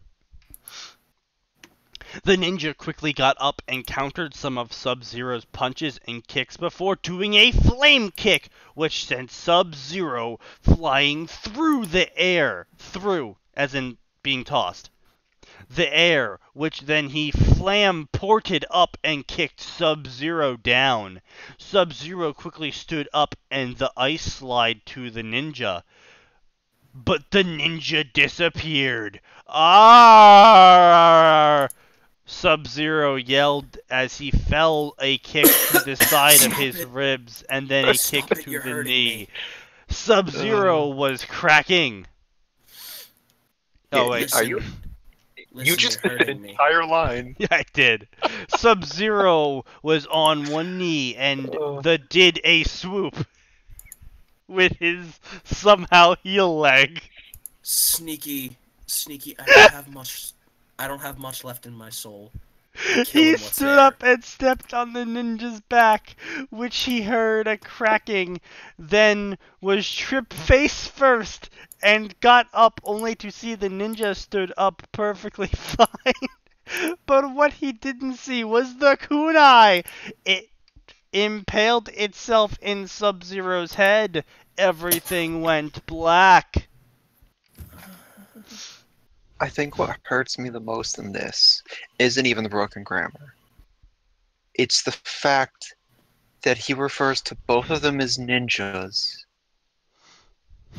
And you have moments of blank charge the yellow ninja, the ninja also charge. Yeah. Like, you called them both ninjas, and then you're calling one exclusively the ninja. It's a little confusing, mate. Yep. Listen, when you're 13, I can allow for some problems. I allow for no problems. Because But your again, this teachers kid should have should fucking be read a book by ashamed. now. Yeah. This kid Like, should have read a fucking book by this point, and it's fucking pathetic. Like, I understand not being able to do fight scenes. That's fine. This is more than just not being able to do a fight scene. This is a complete inability to comprehend grammar. Alright, well, since we have finally made it to the good old 2-hour mark, I know no one reads books these days. It's fucking terrible. It's fucking terrible, Devil, I tell you. Let me die. Alright, since we've made it to the 2-hour mark, let me give a little outro and then we'll move on our ways. Alright, so, if you've made it to this point, then fucking kudos to you, man. Kudos to fucking you. I don't know how you made it to this point, but we certainly didn't. If you enjoyed this, or just enjoyed us slowly dying on the inside and outside, then come see us every Tuesday and Friday from 7 p.m. EST to whenever the fuck we give up on life. Usually takes about 2 hours. Roughly 2 hours. Yeah. Atin and Max here will not always be joining me, but I will always be here, so you will at least get some sort of suicide encouragement. Oh, at the very least, one of us will try and be on the stream. I'm here pretty much every week, barring a few absences in the past. If you wish to check out our fanfiction, just to see if we're talking shit or we can actually back up our words, go on down to the Trash Dolphin. If you want to see my fanfiction, go on down to the Trash Can. They're trash, which is why they're in the trash can. Now, if you want to go to our YouTube channel, go click on the little YouTube picture. That's the two idiots sign. I was just say you didn't put a YouTube picture. Yeah, I know. That leads to our YouTube channel, where all of our previous castings of fanfiction mock theater have been saved to a playlist for your inevitable suicide perusal. Yeah, there's also a number of dropped game commentaries. Yeah, so there's a couple game commentaries in there. Look to our YouTube page in the future if you're interested in us doing this for anime as well. Our first episode coming out is going to be episode 0 of Yu-Gi-Oh! Yep. Episode 1 of season 0. Yeah, that. Anything else to say? Because that's somehow crazier than the actual anime. Anything else to say? No. No, that seems about it. As always, we will see you whenever you feel like coming back to us.